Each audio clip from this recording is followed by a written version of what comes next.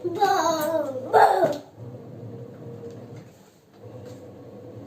Friends, நம்ம இன்னைக்கு line story சொல்ல போறோம். ஒரு பெரிய காட்டுல ஒரு ஒரு ரோஸும் சன்ஃப்ளவரும் இருந்துச்சா. அந்த ரோஸ் வந்து நான் தான் பியூட்டிஃபுல்லா இருக்கு சொல்லிச்சு. அதுக்கப்புறமா சன்ஃப்ளவர் வந்து எல்லாமே பியூட்டிஃபுல்லா தான் இருந்துச்சுன்னு சொல்லிச்சு. அதுக்கப்புறமா வெயில் காலம் வந்துச்சு. அதுக்கப்புறமா